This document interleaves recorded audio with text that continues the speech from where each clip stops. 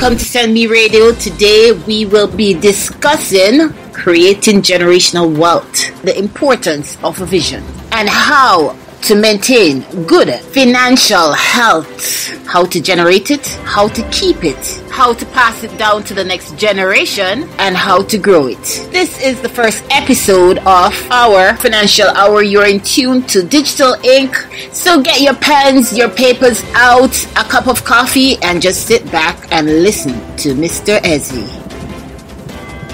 So once again, it's a real pleasure having you here, Mr. Eze. Just a little bit of background on Mr. Eze. He is the owner of Largo Financial Services, author of the book Creating Generational Wealth. He's a multiple award winner of the ACE Award, the American Classic Agency, for 4 consecutive years. He's also the National Lifeguard has recognized Mr. Eze as Chairman's Club Qualifier and Diamond Club member, a significant recognition reserved for the company's top insurance representatives through the nation. Mr. Eze is a distinguished member of the $1 Million Roundtable, an organization of notable financial representatives. He's also among the top 100 advisors in 2013 throughout the entire United States of America. Among so many other titles and awards, Mr. Eze, I'm intimidated and I'm also very privileged to have you on this program. Sir, first of all, let me say I do thank you for taking the time out of your busy schedule just to speak with us. This interview is going to affect many lives, and I do thank you. So, my first question for you is, I'm going to give you the chance to also, even though I already introduced you, but please do introduce yourself, sir. Just tell us a little bit about your background, where you're from. I know you're an Igbo gentleman. So please. Thank you so much. I appreciate you, and I appreciate what you're doing, empowering the youths and even getting this interview going, so that's great. But I've been in the financial service industry for over 25 years. I left Nigeria when I was 18 years old, and I moved to Canada just right out of high school. As soon as I finished high school in Nigeria, I left because I didn't see myself in the Nigerian colleges for whatever reason. Because getting in there, that's another story for another day. But so I left, and then I lived in Canada for a little bit, and at 23 I said, I need to move to the United States, because that's where I believe there's more opportunities in America, and that's where the black folks are, so I need to go there. Yes. So I left and I came to America, and wasn't easy getting in, but I got in. Got in through borders and stuff, like every illegal alien that come into America, and I did. But so I was waiting table at IHOP. Someone gave me a business card while I was waiting their table, and I just went and checked out the opportunity, and basically just started learning this industry, the financial service industry. Yes. And because I also only have a high school diploma from Africa, I didn't want to be like every financial advisor, so I wanted to be different. Yes, sir. So immediately I just started learning what wealthy people do. Yes. What are the difference between a wealthy mindset and everybody else's mindset? And I started realizing there's 2 systems in America. There's a system for the wealthy, and there's a system for everyone else. So I actually wrote a book called Creating Generational Wealth, what the super wealthy know that you need to know. And just getting this industry has changed my life. And today we have about 9 companies that I run. A lot of them are doing very well, successful companies. And my baby right now, my real, which I call my new baby company, that I believe is going to be the real company that's going to take me to the next level, is our GPS tracking company. Wow. We track cars and track and find solutions to kidnappings and stuff like that. Yes, and car theft. So like they always say, if you want to get rich, find a solution to a problem. Yes. And that'll help you get to where you go.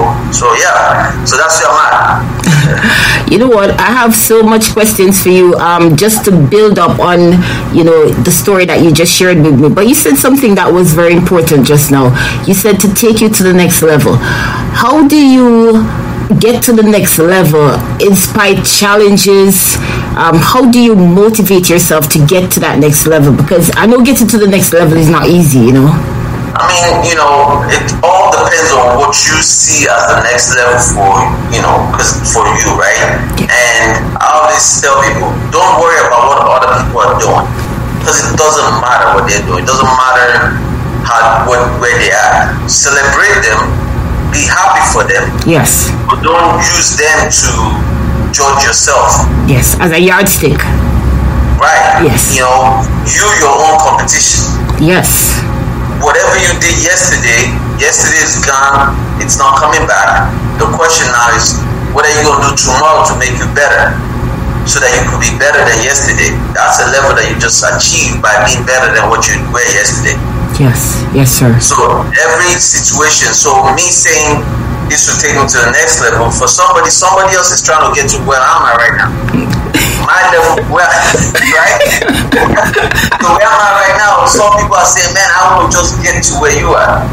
But for us, we can't stop dreaming bigger, because there's somebody at the level that I want to be, that I'm seeing like, hey, he's over there. I need to get there. Then I need to start doing the things, finding ways to get me to where I need to go. So everyone has something that they're chasing, but the key is never giving up on your dreams, never stopping, never, and don't envy people, don't be jealous of other people, don't worry about them. Yes. And don't count other people's money. Right. Stop worrying about what somebody else is making. Worry about what you're making. Why am I going to worry about what you're making? Why does that matter to me? I need to worry about what I'm going to make. Yes. And I need to deliver and do what I need to do. Because once you start worrying about other people, then you move your energy to that instead of focusing your energy on what's going to get you better. Exactly. So, Mr. Eze, this isn't a part of the questions to have for you on my list of questions, but you know what, you said something just now again that really sparked me. You said develop your own dream. So do you think it's possible for someone to create something extraordinary out of just a dream? Yeah, of course. Yeah. But again, I'll say, so for example, right, when I was leaving Africa at age 18, right, I told God, I said I want to be a millionaire at 25. Wow. Right, so I visualized it and all that stuff. I want to be a millionaire. Now, God heard me, but doesn't mean He's going to make it happen at 25, because He knew at 25 would I be able to handle $1 million. So, but what did He do for me? At 24, He gave me an opportunity and gave me a roadmap. So the question now is, am I going to follow that roadmap? Or am I going to quit before I get to the destination? But I didn't know that was a roadmap, but I just believed in my God, and then I also created something in my life. I said, well, if somebody's making it somewhere, I just need an example of 1 or 2 people that are making it in that, whatever it is I want to do. If they're there, then that means I can make it too. What one person can do, another person can do also. So I got into the financial service space. Now here's the thing. My mentor back then, somebody that I saw back then in 1996 that was driving a Mercedes-Benz, a BMW 7 Series, I remember. Suited up, sharp guy. He was making way over 6-figure income then, back in 97, 96, wow. 97. Yes. Today, him and I are business partners. Wow. Wow, that's amazing. We both own an insurance company agency together. From me starting from the bottom, now I'm right there with him. I'm on a company together. See that? Yes. So, and also one thing I always say, I remember the same company that I met him, the owner of that company had a party at her house, and we all went. That was my first time seeing an elevator in somebody's house. Wow. And today I have an elevator in my house. Wow. So dreams are important. Exactly. Yes. But the question is, when God puts you on the path, you might not see that that's the road. Are you going to follow, or are you going to give up and say, oh, well, no? Because we as human beings, we're looking for that quick answer. Yes. Not knowing that success is a journey. You're going to go through a lot of roads. Sometimes it's zigzag. Yes. Sometimes it's straight, but when it's straight, there's also roadblocks. The question now is, are you going to find a way to go and pass that roadblock and find another road? But you got to continue with the journey, though. Yes, sir. So even if it takes you a different route, you got to come back and still head straight to your destination. Just like if we're traveling, we're driving, same thing. Yes. The road stops. We already know where our destination is, where we're going. We already know where we're going. Yes. But what do? We don't say, oh man, there's a roadblock. Let me go home and start tomorrow. No, we find another route and we continue with our journey. Yes. Right? Yes, sir. Unfortunately, so many people give up and they go back home. That's true. That's true. And they want to start back tomorrow, but tomorrow might be too late. And at times what I realize as well, like, the Lord will give you a vision, but yet still at times we live other people's vision, like, what my parents want for me, which is important. You might go to school, get that degree, and work in a job that you totally are unhappy in, but yet still, you have a vision, but you put the vision aside and continue in a career that you're not happy in. So what do you have to say to people who are like that, who have the vision? Yes, they have the vision is there, but yet still somebody else is telling you that this is what I want you to do. You might go ahead and pursue it, but put the vision on the back bench. Don't listen to them. I don't care who it is. I don't care if, like my kids, right? They're all individuals. They have their own mindset. They're gonna do their own thing, and I don't want to impose myself onto them. Whatever they want to do, I encourage them to do it. And if it's something, I'm gonna advise. I'm gonna give you, my experience and knowledge, but I'm not gonna tell you not to go after what you want to go after, because at the end of the day, I'll say this: there's two ways we learn in life. Yes. Other people's experience or personal experience. Either way, we're going to learn. Yes. The question is, what are you going to get out of that knowledge when you get it? So people are going to go through their life and they're going to experience things they're going to experience, and every person is different. Just like my household, me growing up, there was 4 of us. Everybody's different. Yes, sir. So my parents, of course, they wanted us to all go to school, get education, all that good stuff. I chose not to go, to continue. The rest of them did. They all went to college. They all graduated great. I didn't go. I'm the youngest. Yes. And I said, no, I'm not going. I want to go abroad. I want to travel. And my dad was like, no, because you have older siblings, they should be wanting to go first. I said, well, they didn't ask you that they want to go. I'm the one saying I want to go. Yes. And in fact, I've already invested in me going. Here's what I have. All I'm looking for from you is just money to buy my airline ticket. Yes. But I already got everything I need. I already have someone I'm going to stay at their place. I already have everything. I just need the money for the ticket. In fact, I have the money for the ticket, but I want to use that money as my pocket money. Yes. So either way, either you give me the money to replace what I have and then I'll buy the ticket myself, or you invest and buy the ticket. And I promise you one thing, you're not going to regret it. Wow. Wow. I said, you're not going to regret it, and guess what? I'm the one that became super successful in family. Yes, that's it. That you know, now put the family name on the map. Now everybody knows Douglas Eze. Yes. Yes. So, wow, that's an awesome story, you know. Mr. Eze, how did you get started in insurance? You know. Yeah, so I was waiting table at IHOP. Yes, sir. You know, I was a waiter and just greeting people, smiling, making minimum wage, but don't give him the best. So I could get a good tip. And one lady sent her grandson to me and gave me a card, and I went to her table and she said, yeah, you know, I like your hustle, I like the way you smile, you're a people person.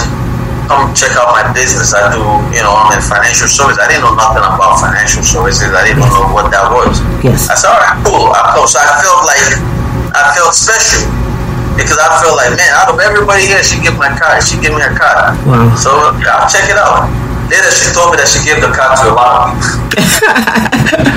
But how many persons pursued her offer? Exactly. Yes. That was the thing. She said, well, you the only one that called me. Exactly. All the others I've given out, I've come to this IHOP so many times, I've given my card to so many of these, nobody called. You're the only one that called. I said, well, I want to hear more, I want to see what I can do. So that's how I got into the business. And while I was, you know, got in there, and she wanted me to go get my list of 25 names of people that I know. And I'm like, I don't know anyone because all my family's in Africa. She said, well, that's the only way we see people. I'm like, wow. So they had a survey in the office about college education because the company, they teach people how to save for their children's college. Yes. And I'm like, okay. So I took that survey and I hit the metro. You know, they have the metro, the train line. Yeah, that's the best place for people. Yep. I went on the train and I started talking to everybody from one train station to the other, getting people to fill out survey, asking them about college education for their kids. And they filled out their surveys. And I did that. I'll stop at a bus stop, talk to people with, you know, do you have children? Yeah. Have you thought about how you're going to pay for their college? Yes. And yeah, I've thought about it, but I don't know. I said, what if I could show you a way to do it? And just by you putting away $1 to $3 a day towards their college, and by the time they're ready to go to college, you're going to have this amount of money. Will you be interested? Yeah, well, I fill out the survey for them.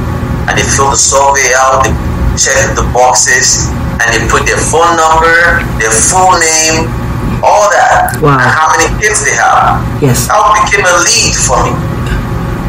And I took it back to my manager, to the lady, and I showed it. I collected about 200 names. Wow. And we called the people, and I went on, and she closed some sales. I watched her do her presentation over and over and over. And that's how I fell in love with this business, and I've been doing it ever since. Wow. But you know what? In your opinion, and I'm talking about our people worldwide. Do you think that we lack to educate our children on finances, like how money works? And do you think that this is an area that we need more education in? Yeah, definitely. I mean, think about it. Our parents didn't teach us about money. Right. In some families, it's like a taboo. They don't even talk about money. Yes. They don't discuss you don't know how much your parents are making. You don't know what bills they have. You don't know any of this until they die, and then you start finding out stuff. Right. So in my household, I let them. They know everything. My kids have passwords and stuff like that. Yes, sir. You know, not all of them. The ones that I know that are, you know, their mindset is a little bit different, because you watch your children and know which child is going to kind of go this route, which one's going to go this route. So you kind of give them positions in your family. But we educate everybody the same way. They all follow the same rules, and like they know about how money works. They understand credit. Teach them about credit. They know how much credit I have, what kind of credit. Talk about things. They know how much bills we have. They know how much income comes into the family trust. Not to me, because I don't have any money. You know, I make no money. You know, so they know the family trust, how much comes in, and how you're going to benefit from the family trust, because the family is a business. Yes. And you all are employees of a family business. And what do we do to an employee that doesn't perform? Demote them. Get fired. Get fired. So if you're not bringing value to the family business, then we're going to keep you outside. You can't be a part of it. Now, we will pay you, but you're going to get paid just like the person that companies pay that don't pay, bring value to the company. Now, what is that person? Maybe it could be, the guy that just clean. Yeah, they bring value clean, but they're not really adding monetary value. They're just an employee, and that's the job they choose. Because there's some people that are meant to do that. Yes. But if you want to scale yourself, then you need to show that I'm bigger than just cleaning the floors. Right, and that requires thinking outside of the box. Outside the box. I'm bigger than just clean the box. I'm bigger than the guy that has a degree. Because what makes me valuable? Well, because when I speak and I start talking about money, the guy that has all the degree, I'm saying stuff that he don't even know. Yes. See? So from a Nigerian high school diploma to now a guy that's being sicked out from people wanting me to come educate them, help the people that are making money that is crazy, but they're reaching out to ask, because just because you're making money don't mean you understand how it works. What you're using money and financial literacy. Yes. Because you just had a business idea and now you're now a millionaire. Well, how do you manage that money? How do you keep it? Right. And so how do you keep that generational wealth? Well, there's a lot of things to do to make sure it stays intact. Yes. First thing every business owner needs to always remember is protection. Okay. You have to protect first your wealth, because somebody's looking to take that wealth from you. Yes. There's so many business takeovers that happen that you don't even hear about. Right, that's true. We only hear about the winners, but we don't hear about people that they just lost their business to another big company. Yes. So I'm sorry, sir. Go ahead. So protection. So that's one. Every wealthy person want to protect their wealth. Second, they want to keep growing their wealth. They also want to pay less taxes. Yes. Three things right there. Now is the fourth one. They don't want to be in debt, crazy debt. They want to be able to leverage the debt to make more money. Sorry, let me get my pencil and my paper. I need to write this down. Mr. Eze, can you speak on just a little bit on each of those subheadings that you just mentioned? Alright. So the first one is protection. Every wealthy person wants to protect what they work hard for. They don't want to lose money. They don't like losing money. So they're very, very selective of what they do. Warren Buffett has two favorite rules when it comes to investment. Rule number one, never lose your money. This is the richest guy in the world. Rule number one, never lose your money. Second rule, don't forget rule number one. Right? And most people think he's just talking about investments only. No. What does investments only? It's talking about a lot of things. So you gotta protect. You gotta keep your business separate from your personal. Okay. See, because a lot of times, as a business owner, which a lot of them are not protected, they start a business, then they're 100% owners of their business, which means if your child gets in trouble. Because what happens, so many parents have their children driving at age 18, 16. Sounds good, it's exciting. My daughter was driving until they get into an accident. God forbid, accident happens. Yes. And they damage somebody. Guess who they're coming after? You. Yeah. Because you're responsible for your minor children. And now you lose your wealth. My kids ain't driving. You have to wait till they're adults. In Jamaica, protection. And then second, taxes. Okay. Taxes is something else. For every dollar you make, 40% goes to taxes. 40%. And that's just, federal state tax, then utility tax, then food tax, then travel tax. I mean, so many taxes. The property tax that you pay. You end up spending all this money in taxes. So, you gotta find a way to minimize your tax liability.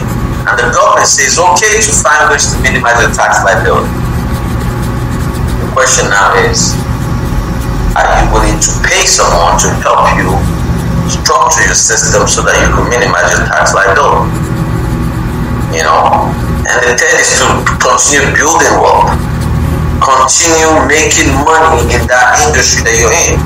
Because now you've protected it, you've minimized your taxes. Guess what? If you minimize taxes, guess what you do? That's more money you could use to invest in your company or whatever business idea or investments or whatever it is you do. The most important thing is finding the holes in your financial pocket. Okay. If you have a lot, it don't matter how much money you make, you keep pouring money in your financial pocket that has a lot of holes in it, you will never be wealthy. Because as you make it, it drains out. Even if it's little by little, it's just this penny here, dollar here. That's money going out. Every little hole gets bigger and bigger and bigger. Yes. Right? Yes. And then your wealth goes down and down. Right. So if you can recapture those dollars and redirect it, then you're winning. So, Mr. Eze, do you think that there are still opportunities in this economical climate that we're in? We're in a recession right now, so are there still opportunities there? I'm not in a recession. I don't know what's going on. I don't know what that is. Exactly. So that's a program mindset then. Yes. There's always opportunities. Always. And there'll always be opportunities forevermore. The question is, when the opportunity that's meant for you present itself, will you be ready to take advantage of it? I made a lot of money during COVID. Yes. Even when I was sick, laid up in the hospital, I was still making money.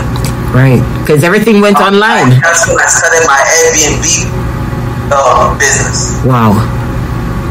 While I was in the hospital, my business partner was furnishing our Airbnb apartment.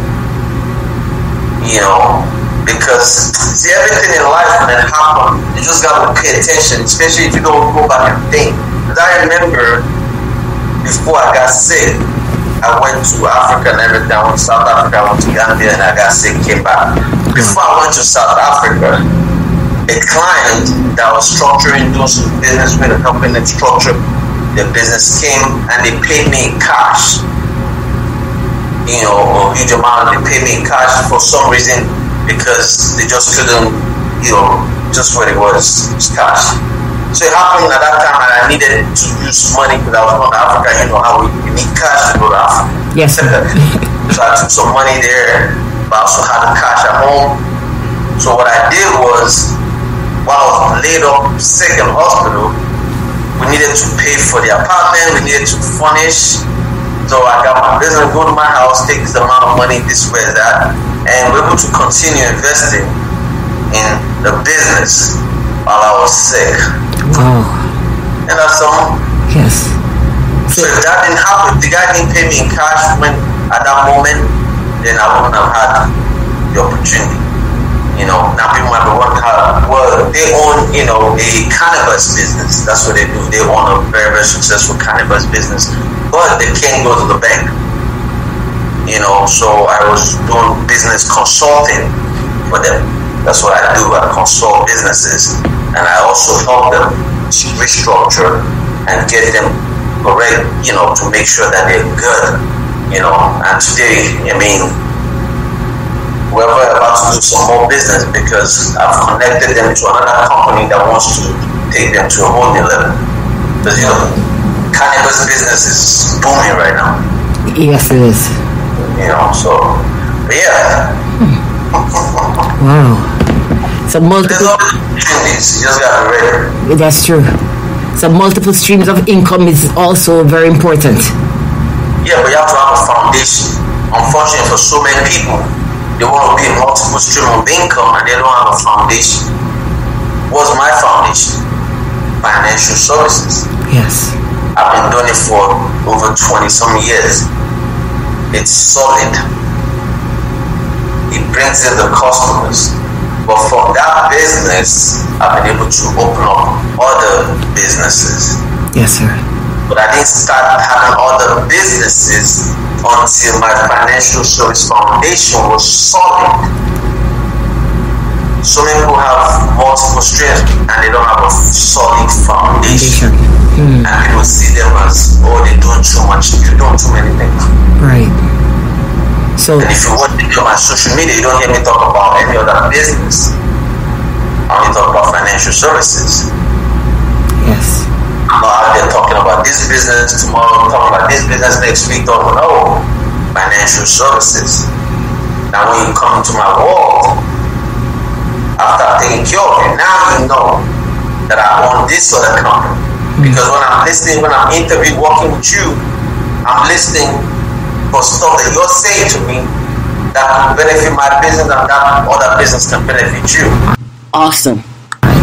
So, Mr. Douglas Eze, thank you so much for your time, sir. I don't take your time for granted, and I do thank you so much. I'm sure that this recording is going to do a lot for a lot of people. It's very inspiring. Everything that you had to say, I was really moved by what you said. And we'll talk